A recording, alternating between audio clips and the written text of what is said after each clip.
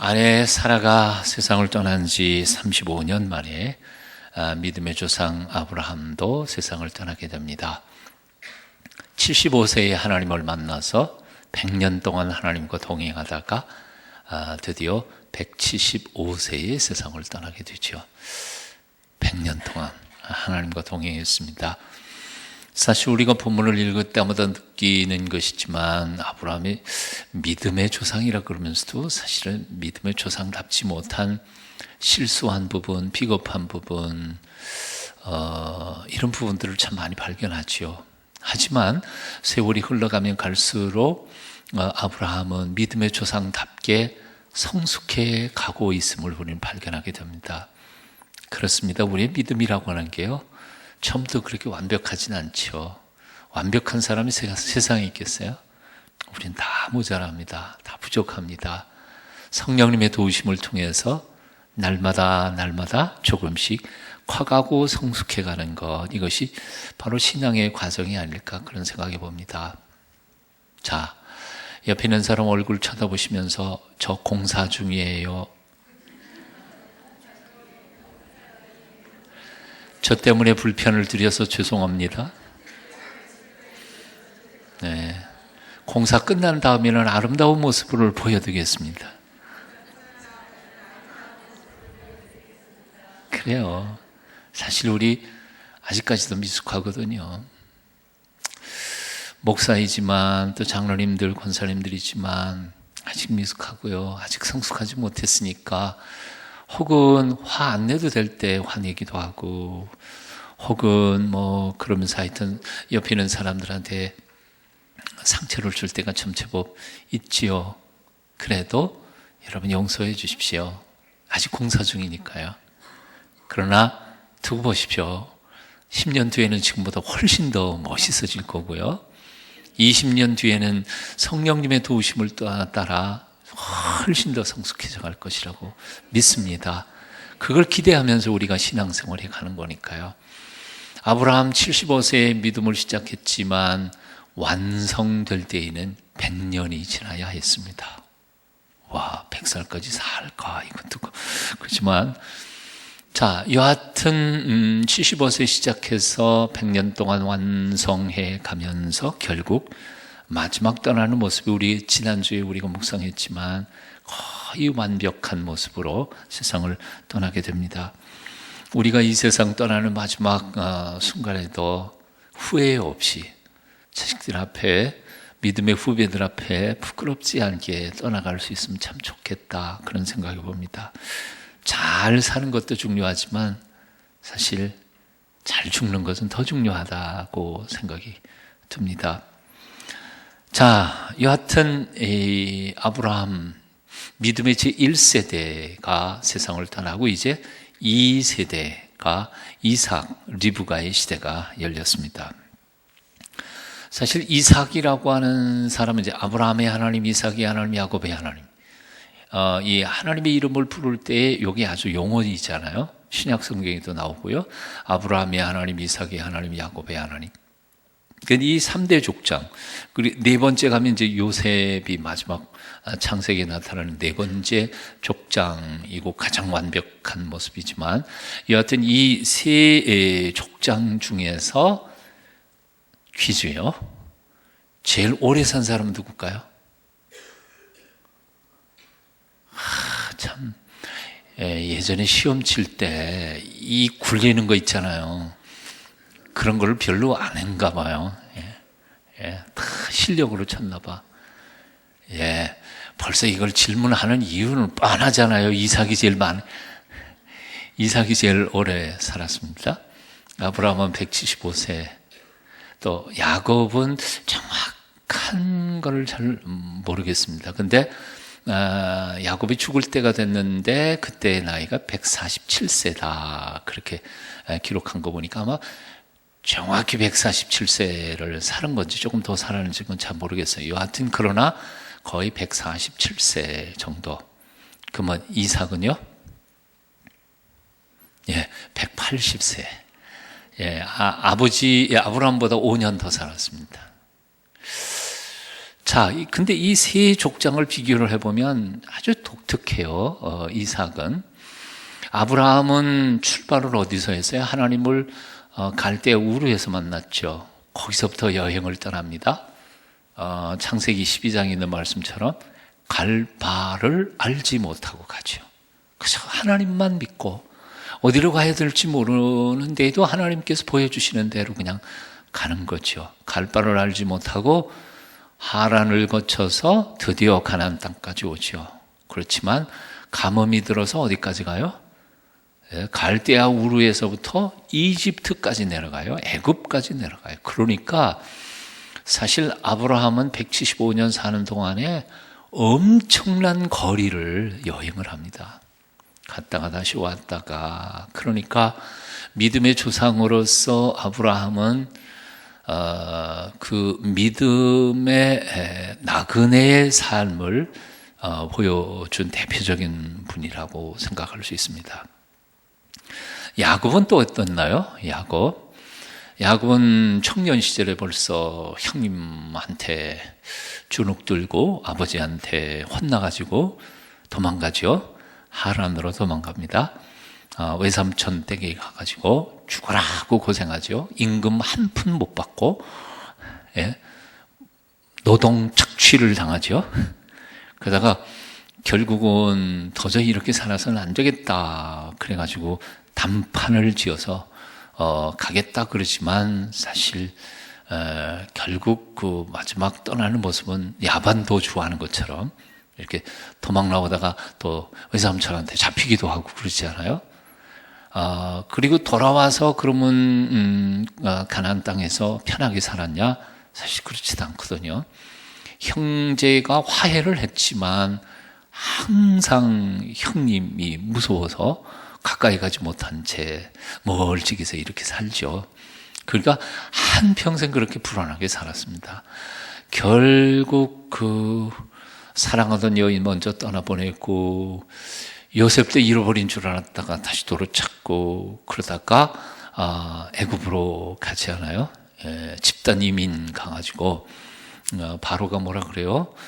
연세가 얼마냐? 그랬더니 뭐라요? 나그네 우리 조상의 나그네 세월에 미치지 못하지만 참 험악한 세월을 살았습니다.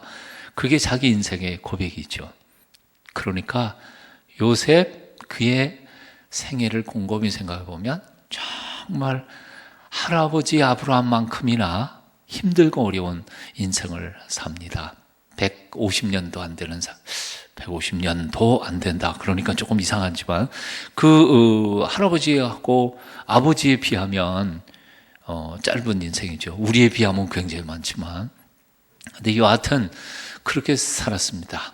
자, 할아버지가 그렇고 자기 아들이 아버지가 그렇고 자기 아들 야곱이 그런데 이삭은 어떻게 살았어요? 제가 지금 이삭 얘기하려고 이 두 사람 다 얘기했습니다. 이삭은 어디 멀리 여행 다녔나요? 없어요.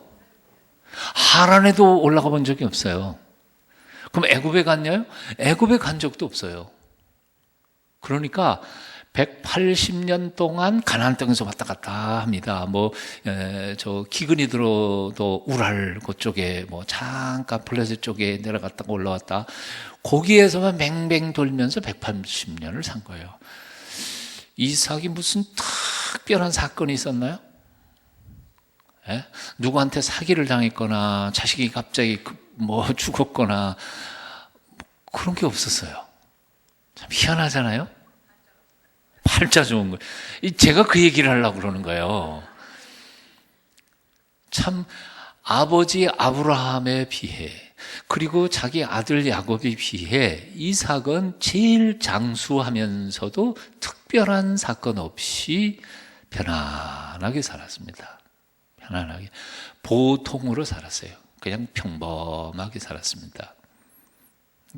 뭐가 축복일까요? 예? 대통령 하면서 5년 만에 폭삭 늙어갖고 나오는 게 축복일까요? 아니면 우리처럼 그냥 편안하게 웃으면서 5년 점점 젊어지면서 사는 게 축복이 아닐까요? 여러분들 얼굴 보니까 늙을 것 같지가 않은데 대통령 한답시고 들어가가지고 5년 만에 폭삭 늙어 나오시는 분들 가만히 생각해 보면 대통령은 당신이 해서 좋고 아들들은 왜 감옥에 집어넣어요? 형님은 또 왜 감옥에 들어가요? 이 불쌍한 사람들이에요. 불쌍한 거예요. 곰곰이 생각해 보면 인생이 화려하게 사는 것보다는 그저 평범하게 주어진 삶에 감사하면서 살아가는 것이 진정한 행복이 아닐까.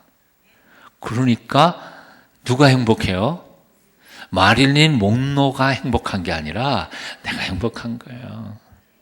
최모 여배우가, 자살한 여배우가 행복한 게 아니라 사실은 뭐 그렇게 이쁘지는 않지만 그래도 남편한테 사랑받으면서 이렇게 살아가는 게 행복하지 않아요? 예, 옆에 있는 사람 얼굴 보시면서 그 잘 모르는데 좀 가르쳐 주세요. 당신이 제일 행복한 사람이에요.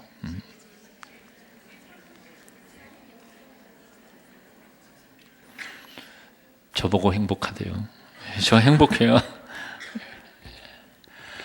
이삭의 생애의 특징을 곰곰이 생각해 보면 이렇습니다. 첫째, 이삭은 인내의 사람이었습니다. 장가 몇 살에 갔어요? 40세에 갔습니다. 왜 40세에 장가를 갔어요? 옛날에는요, 우리 어머님 때만 해도 어때요? 시집 장가 몇 살에 가요, 대충? 예, 청춘이 몇 살이에요? 28 청춘이니까 16이죠. 16이 제일 장가 시집 갈 때 좋은 나이란 말이죠. 지금은 애들이 폭삭 늙어가지고 30 넘어서 이건 정말 늙은이들이 장가 시집 가는 거예요. 16에 가야 딱 맞는데 신체적인 나이도 아마 그때가 제일 왕성하고 좋은 때라고 그러잖아요. 그리고 뭐 대학 가느라고 그냥 폭삭 늙었지. 저기 회사 들어가갖고 그냥 달달달달 볶이니까 힘 다 빠지고 그러고 애 낳으려니까 애가 나와야죠. 이 힘드는 거지. 너무 힘든 거예요. 사실은 10대 아이들이 장가 가고 시집 가야 애도 폭폭 잘 낳고 잘 키울 텐데 이건 사회가 너무 험악해진 것 같아요. 이 세상이. 조기 결혼을 시켜야 될 것 같은데 고등학교 보내지 말고. 자, 여하튼 10대 그런 연령대에 그런 환경에서 40살 노총각이 장가를 갑니다. 이유는 간단합니다. 아버지 아브라함이 가나안 처녀에게는 장가를 안 드리겠다고 생각한 믿음 때문이었습니다. 어떻게 생각해보면 참 한심한 거 아니에요? 고향 땅에서 며느리를 데려오겠다는 생각 때문에 고향 하란 거기까지 2천리인데 지금이야 뭐 비행기 타고 2천리고 뭐 3천리고 얼마든지 가지만 그때는 지난번에도 말씀드렸지만 거기 가려면 적어도 왕복 8개월 걸리는 곳인데 그게 얼마나 먼 곳이에요. 거기 어떻게 아가씨를 데려오겠어요? 그러니까 40까지 못 간 거지요. 그런데 이삭은 뭐요? 기다렸습니다. 참고 기다렸습니다. 여기 이 다음에도 나오지만 이제 에서와 야곱 얘기 나올 때 에서는 기다리다 못해 뭐예요? 그 가나안 땅 여자한테 장가들었잖아요. 예. 야곱은 거기 하란 가갖고 결혼했지만 그러니까 얼마든지 이삭도 그 주변에 있는 저 여자들 이쁜 여자들하고 결혼할 수 있었음에도 불구하고 그는 아버지의 믿음을 쫓았습니다. 그리고 기다린 거예요. 리브가가 그 이천리에 멀리 떨어진 데서부터 리브가 자기 아내가 올 때까지 기다리지 않아요. 인내의 사람이 이삭이었습니다. 또 어떻게 보면 인생이라고 하는 게 재미있고 뭐하고 그러면 뭐 세월 가는지도 모르잖아요. 하지만 아까도 말씀드린 것처럼 뭐 멀리 여행 가본 적도 없고 밤낮 사는 게 그게 그거인 인생을 살아간다는 것, 매일매일의 삶을 인내하고 살아간다는 것, 이것은 사실은 쉬운 것은 아니었다고 생각합니다. 이삭은 그렇게 인내하는 사람, 인내의 사람이 이삭이었습니다. 두 번째 특징은 기도의 사람이었죠. 리브가가 이제 올 때 우리가 앞 본문에서 읽었습니다만 이삭이 뭘 해요? 들판에 나가서 묵상하고 있었다. 성경은 그렇게 기록됐죠. 그때 제가 말씀드린 것처럼 영성훈련의 텍스트북 중에 바로 이 이삭의 묵상에 대한 본문이 굉장히 중요한 본문이라는 말씀 그때 드렸습니다. 묵상이라는 게 단순히 그냥 아무 생각 안 하는 게 아니라 하나님 앞에 기도하고 하나님의 뜻을 묻고 있었던 것이죠. 사실 조금 있다가 또 얘기하겠습니다만 이삭은 문제가 생길 때마다 하나님 앞에 엎드려 하나님의 도우심을 간구하던 기도의 남편이자 기도의 가장이자 기도의 남성이었습니다. 기도하는 남성. 좀 이따 더 이야기하겠습니다. 세 번째 이삭의 특징은 순종하는 사람이었습니다. 아시는 것처럼요. 창세기 22장에 아브라함이 이삭을 데리고 모리아 산에 올라가서 하나님 앞에 번제물로, 이 번제는 성경에 나오는 용어이고 요즘식으로 현대식으로 표현한다면 불고기 해서 바치는 거죠. 번이 익힐 번제예요. 익혀서 바치는 거예요. 번제의 방법은 목 닦고 피 쫙 뺀 다음에 창자 다 꺼내고 껍데기 벗기고 그래서 각 살을 점여서 사태살 사람 얘기하려니 그죠? 고기는 그렇잖아요. 해가지고 점여서 하나님 앞에 몽땅 불태워서 그 연기를 흡양하게 하는 게 번제로 바치는 것입니다. 익혀서 바치는 것. 그게 불고기에서 바치는 거죠. 우리나라의 불고기는 양념하는 거지만 양념만 안 하고, 그걸 뭐라 그래요? 양념 안 하고 그냥 로스. 하여튼 상상해 보시오. 하나밖에 없는 외아들을 그렇게 불에 태워서 하나님 앞에 바치는 번제를 명령한 것이 바로 창세기 22장이었습니다. 그런데 그 창세기 22장을 주의 깊게 읽어보면 아마도 이삭이 20살 이상은 넘어간 것 같은데, 그러면 아브라함은 120살 됐을 테고요.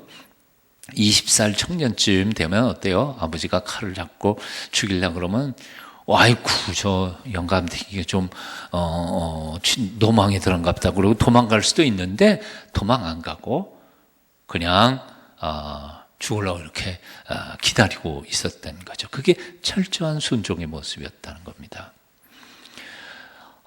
네덜란드의 화가한 사람이 그 성화를 많이 그리죠. 그 화가의 그림 중에 바로 이삭의 순종에 대한 이 모리아 산상의 번제를 드리는 장면을 그려놓은 그림이 있습니다. 아마 인터넷 들어가 보시면 이 사진들을 좀 보실 수 있을 거예요. 참 끔찍합니다. 이삭이 이렇게 제껴가지고 이 하얀 목살이 이렇게 드러나 보입니다. 그리고 그 칼이 아주 고증을 얻어서 그렸겠죠. 낫 같은 거예요. 그냥 이 칼이 아니라 낫같이 둥근 칼을 목에다 이렇게 둘러서 이렇게 했는데 아주 시퍼렇게 날이 산 칼이에요. 그런데 그걸 아브라함이 잡은 게 아니라 놓쳤어요. 놓쳐서 떨어지는 중간에 공중에 이렇게 떠 있는 거죠. 그리고 아브라함은 고개를 돌려서 하나님을 바라보고 있습니다. 그러니까 진짜 죽일 것 같으니까 하나님이 아브라함아 아브라함아 두 번씩이나 부르시잖아요. 그러니까 놀라서 차마 못 죽이고 돌아보는 장면을 그렸는데 그 그림 자체가 다른 배경 뒷부분은 굉장히 어두운 색깔로 딱 해놓고 요 칼의 날선 곳과 목이 하얗게 드러난 이 부분만 스포트를 딱 줘서 고개 아주 팡 드러나 보입니다. 끔찍해. 한마디로 딱 보는 순간 굉장히 끔찍하게 와 닿는 그림이에요. 여하튼 그 장면에서 이삭은 도망가지 않고 그냥 순순히 아버지의 명령 앞에 죽음을 기다리고 있는 이삭의 모습이 있습니다. 이삭은 자기 평생에 아마 그날을 결코 그 순간을 잊지 못했을 것이라고 생각합니다. 그리고 아마도 자기 평생에 하나님 앞에서 그리고 아버지 앞에서 그 순종은 가장 아름다운 제사였다고 생각이 들어요. 이 사건 때문에 이삭은 순종의 사람으로 기억되지요. 그런데 여기에 하나 더 나갈 게 있습니다. 사실 이 이삭의 순종을 보면서 신학자들은 신약 성경의 예수 그리스도의 순종의 영어로 말하면 프로토타입이라고 말합니다. 원형이라고 그래요.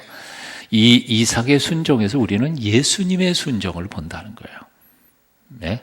이걸 구약성에서 우리가 해석할 때에 이삭의 순종은 단순한 이삭의 순종이 아니라 이후에 구세주로 오시는 예수 그리스도의 하나님 아버지 앞에 철저한 순종의 그림이 바로 이삭의 순종에서 나타났다는 것이죠. 이 이삭은 그래서 신약성경의 예수님의 모형입니다. 순종의 모형이죠. 놀라운 것은 모리아산, 이삭을 바쳐주려고 했던 모리아산이 어디일까요? 신약성경의 갈보리산하고 똑같은 장소라는 거죠. 이 놀라운 거 아니에요?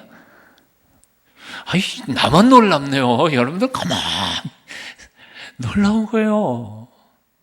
그런데 다른 게 한 가지가 있어요. 이삭은 잡는 흉내만 냈지 진짜 죽진 않았어요. 그런데 예수님은 진짜 돌아가신 거죠. 즉 다시 말하면 아브라함은 당신의 하나밖에 없는 외아들을 죽일 뻔했지만 진짜 죽이지는 않았지만 하늘아버지께서는 당신의 하나밖에 없는 외아들을 진짜 죽여서 우리 죄인들을 구속하신 분이시라는 거죠. 하나님께서는 당신의 믿음에 순종하는 아브라함에게 진짜 죽이는 슬픔을 허락하지는 않으셨습니다. 하지만 당신은 당신의 아들을 죽이는 아픔, 고통을 겪으셨던 분이신 거죠. 여기에 우리가 깊이 하나님 아버지에 대한 우리를 향하신 긍휼을 깊이 묵상해야 할 주제가 있습니다. 자, 정리를 해볼까요? 이삭의 세 가지 특징이 첫째는 순종의 사람이었습니다. 둘째는 기도의 사람이었습니다. 셋째는 맨 앞에 했던 거 인내의 사람이었습니다. 인내의 사람. 자, 이렇게 정리를 해보겠습니다. 믿음의 조상 아브라함이 떠나고 나니까 세상이 다 망해버렸습니다. 대답을 안 하셔. 아니요, 안 망했습니다. 안 망했어요. 왜냐하면 하나님께서는 믿음의 계보를 그 아들 이삭을 통해서 이어가도록 하셨기 때문입니다. 세대는 1세대에 가고 2세대에 오고 또 3세대에 또 뒤이어서 옵니다. 세상은 바뀌지만 그러나 하나님은 영원토록 변하지 않으시는 역사의 주인이십니다. 그래서 그 주인이 그 아들 때, 손자 때, 그리고 다음 사람을 통하여 하나님은 당신의 거룩하신 섭리를 계속 이어가시는 분이시다 그 말입니다. 어떤 사람들은 저 사람 떠나면 이 회사가 어떻게 될까 그리고 걱정합니다. 하지만 걱정할 거 하나도 없어요. 예? 하나님이 정하시는, 하나님이 보호하시는 세대 그리고 공동체 그 역사는 하나님이 살아계시는 한 절대로 망하지 않기 때문이죠. 이병철 씨 없는 삼성, 옛날에 상상해 해봤겠어요? 이병철 씨 죽으면 삼성 무너진다. 사람들이 공공연히 그렇게 말했으니까요. 무너졌나요? 아니요. 이건희 씨가 아버지보다 훨씬 더 잘했어요.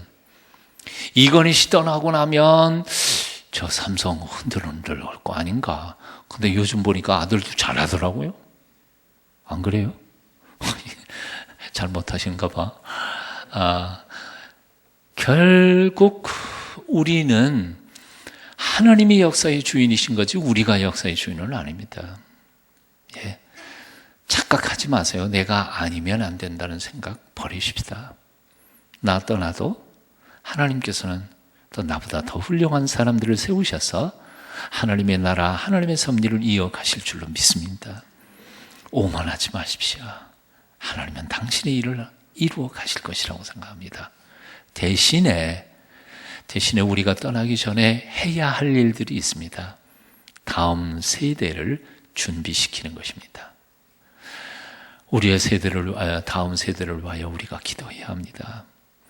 우리 신앙의 선배들이 복음의 씨앗을 풍성히 뿌려서 그 열매를 우리가 지금 먹고 사는 것처럼 우리가 풍성한 씨앗을 뿌리지 않는다면 우리의 자식놈들은 먹을 게 없을 거라고 생각해요. 꿈을 꾸어야 합니다. 미래를 향한 위대한 꿈을 꾸어야 합니다.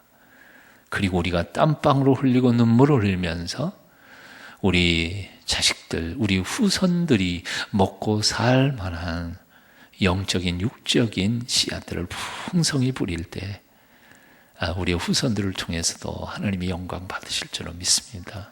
질문이 있습니다. 여러분들은 지금 어떤 씨앗을 뿌리고 계십니까? 예? 어떤 씨앗을 뿌리십니까? 국내 전도부에서 여러분들 많이 헌신했는데요. 전도해야 합니다. 기도해야 합니다. 우리가 잘 양육하고 키워서 지금보다 30년 혹은 50년이 더 흥왕하고 잘 되는 하나님의 교회를 만들어 가야 할 줄 믿습니다. 아멘이시죠? 자, 오늘의 말씀 한 절 더 읽어보고 말씀 이어가겠습니다. 21절 여러분 한번 같이 읽어보시겠습니다. 21절 시작. 이삭이 그의 아내가 임신하지 못함으로 그를 위하여 여호와께 간구하며 여호와께서 그의 간구를 들으셨으므로 그의 아내 리브가가 임신하였더니 이거 참 본문을 묵상하다가 보면 참 이상하게 참 많아요. 자, 이삭하고 리브가만큼 완벽한 부부가 있을까요? 이것만큼 완벽한 결혼이 있을까요? 아버지 아브라함이 얼마나 많이 기도했습니까? 아들을 위해서. 준비를 얼마나 철저히 했습니까? 그리고 자기 종 엘리에셀이 얼마나 충성스럽게 8개월 걸려가지고 이 전리 가서 데리고 왔습니까? 그리고 신부감 리브가는 또 얼마나 잘 준비된 신부였습니까? 우리가 본문을 묵상하면서 우리가 깨달았지 않아요? 어떻게 이 전리 떨어진 얼굴도 보지 못한 신랑의 부인이 되겠다고 종 하나 쫓아오겠느냐? 그 믿음이 얼마나 대단했습니까? 또 이삭은 또 어때요? 그 아내를 맡기 위해 얼마나 기도로 묵상하면서 준비를 많이 했습니까? 그러면 그 가정 잘 돼야 되잖아요. 예? 세상에 아이가 없는 거예요. 몇 년 동안요? 예. 이삭이 40살에 장가를 갔는데 야곱과 에사를 낳은 때가 60살이니까 몇 년 동안 없었어요? 결혼한 지 20년 동안 애가 없었어요. 근데 조금 웃기는 게 아브라함 아버지는 그건 좀 말이 좀 이상하네요. 하여튼 이삭이 장가 갈 때가 40세였잖아요. 장가 간 지 얼마 안 돼가지고 아버지 아브라함도 새 장가 들었잖아요. 잊어버리셨어요? 지난 본문이잖아요. 지난 본문 25장에 후처가 아니라 첩을 얻었다 그랬는데 첩을 얻고 175세까지 즉 35년 동안 아들을 몇 낳았어요? 6명이나 낳았어요. 그리고 6명 아들들이 또 애를 낳아가지고 수두룩했어요. 손자까지. 그런데 140 넘어간 할아버지한테서는 아들을 쑥쑥 낳게 하시고 40살 아들 이삭은 태를 닫아버리시고 애를 못 낳게, 좀 하나님이 좀 이상하잖아요. 예. 하나님이 참 믿는 백성들을 훈련하시는 방법이 참 여러 가지인 것 같아요. 자, 아이가 없었습니다. 한번 따라해 보실까요? 완벽한 가정은 문제가 없는 가정이 아니다. 문제를 해결할 능력이 있는 가정이다. 세상에 문제 없는 가정이 있겠어요? 문제 없는 가정은 없어요. 다 문제투성이에요.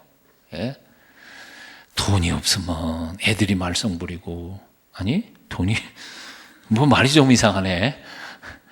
돈 문제가 없으면 애들이 속색이고, 애들 속썩이지 않으면 돈이 없고, 다 좋으면 남편이 바람 피우고, 복잡하잖아요. 이 문제가 없을 수가 없어요, 이 세상에 살아가는 동안에는. 근데 문제는 정말 행복한 가정이라고 하는 것은 뭐냐면, 문제가 생겼을 때에 그 문제를 머리를 맞대고 지혜롭게 풀어갈 수 있는, 해결할 수 있는 힘이 있는, 지혜, 사랑이 있는 가정이 행복한 가정이라는 거죠. 자, 그렇게 완벽한 결혼에 또 문제는 생겼습니다. 아버지 아브라함이 100살까지 기다렸다가 이삭을 낳은 것처럼 이삭도 결혼한 지 20년 동안 기다려야만 했습니다.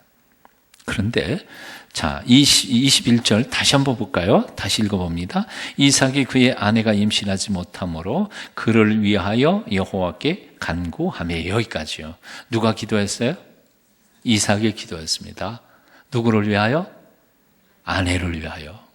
예. 어떤 분도 그런 고백을 했지만, 제가 목회 한 30년 이상 해 오면서 느낀 게 하나 있어요. 부인들은 남편을 위해서 피눈물을 흘리면서 기도해요. 근데 남편들이 부인을 위해서 피눈물을 흘리면서 기도하는 남편을 본 적이 없어요. 저를 포함해서. 이게 웃을 일이 아닌 것 같아. 안 그래요? 왜 남자들은 사랑하는 부인을 위해서 기도를 안 할까? 하겠죠. 안 하는 건 아닐 거예요. 하겠지만 정말 그렇게 아내가 남편을 위해서 기도하는 것만큼 그렇게 간절하게 기도할까? 기도는 별로 안 하는 것 같아요. 이유가 뭘까요? 뭐 든든해서 믿으니까.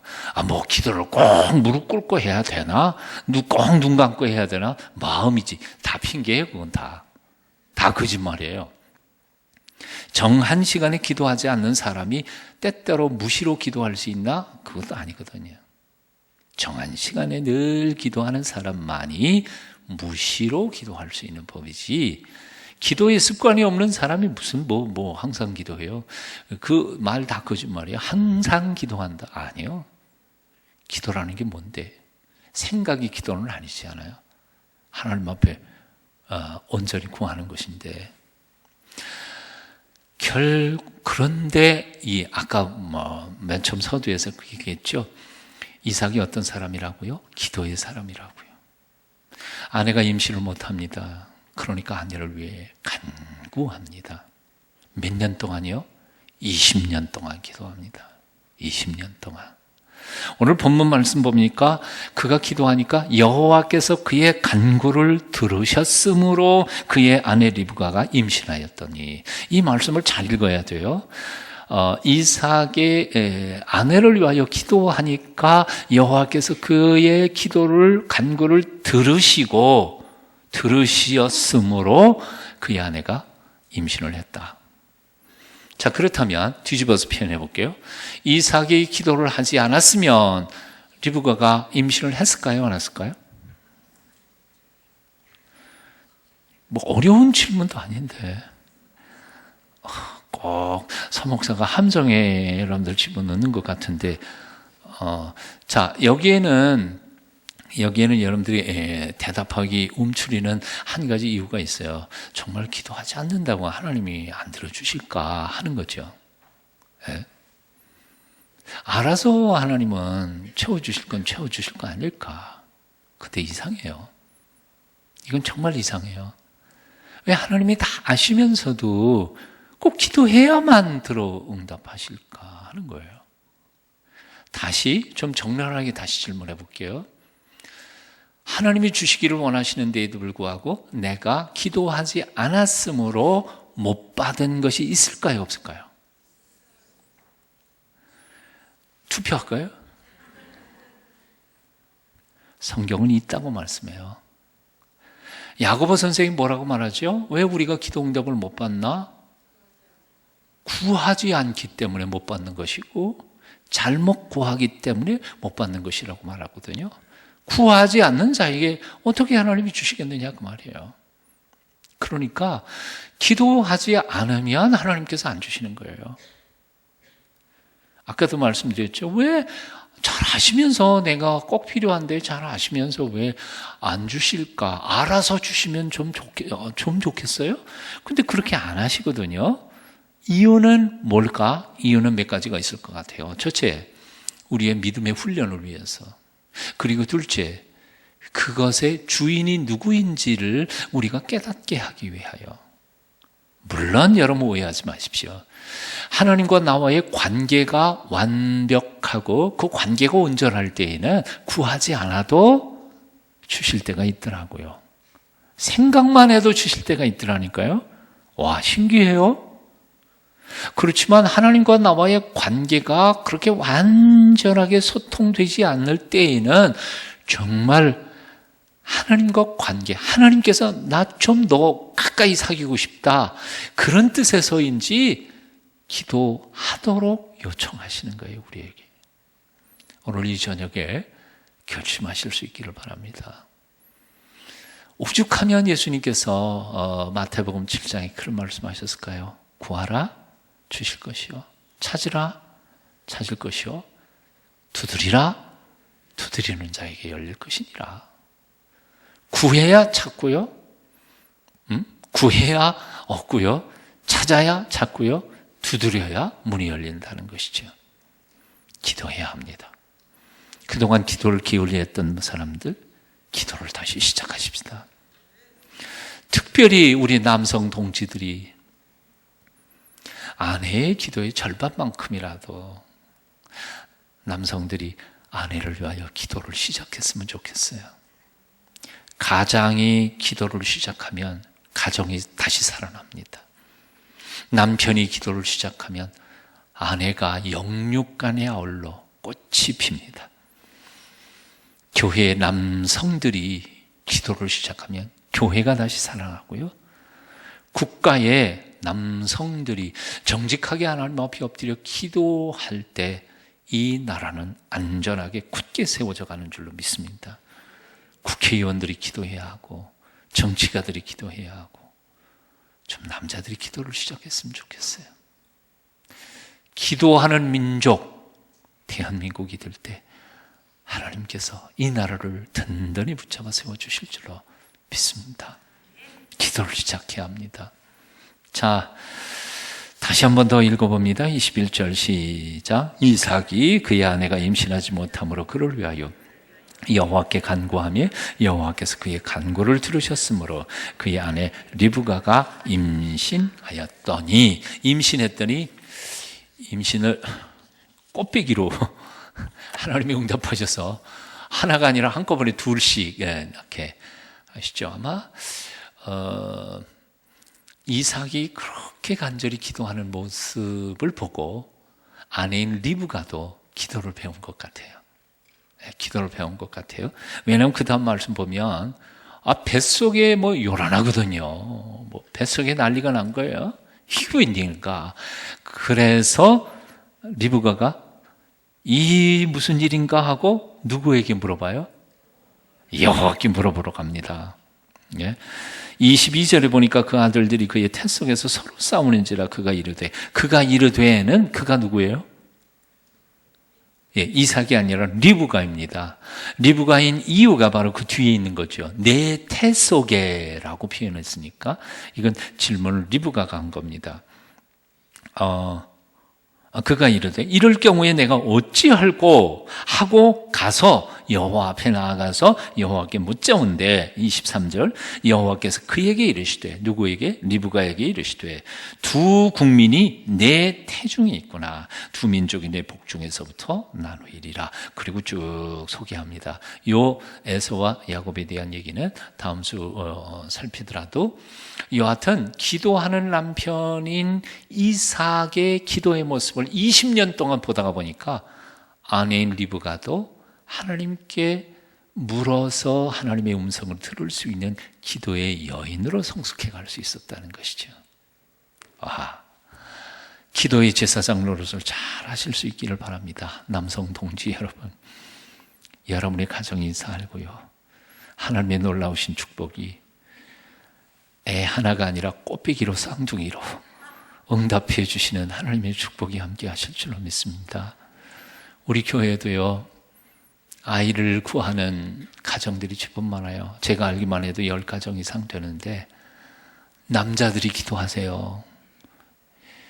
애 못 낳는 네가 기도해라 그거 말고, 남자들이 아내를 붙잡고 간절히 기도하고, 가장으로서 제사장 노릇을 제대로 못해서 나 때문이다 그리고 기도할 때 하나님이 올해 안에 그 가정들의 태문을 열어주시고, 쌍둥이가 될지 새 쌍둥이가 될지 꽃배기로 하나님이 은혜 주실 줄로 믿습니다. 기도하겠습니다. 존귀하신 하나님을 찬양합니다. 오늘도 기도하러 주 앞에 나왔습니다. 정말 입으로만이 아니라 하나님 아버지 앞에 우리 가슴에 있는 모든 것 다 털어놓고 하나님의 전능하신 능력을 구하는 이 저녁 되게 하여 주시옵소서. 주여, 내 자식들 책임져 주시옵소서. 내 남편, 내 아내 보호하여 주시고 지켜 주시옵소서. 이 나라 이 민족의 앞날을 하나님이여 긍휼히 여겨 주시옵소서. 저 북한 동포들 어쩝니까? 높은 자리에 있는 사람도 공포로 도망간다는데 일반 백성들이야 얼마나 힘들겠습니까? 속히 하나님께서 평화 통일을 허락하여 주시옵소서. 이 나라, 부패로 얼룩진 이 나라, 정직하고 깨끗한 나라 되기를 원합니다. 얼마나 많은 범죄가 사람들의 마음을 두렵게 하고 있습니까? 공의가 굳게 세워지며 서로를 배려하고 사랑할 수 있는 따뜻한 나라 되기를 소원합니다. 도와주시옵소서. 오늘 이 저녁도 우리의 모든 기도에 기적으로 응답해 주실 우리 구주 예수님의 이름으로 간절히 기도하옵나이다. 아멘.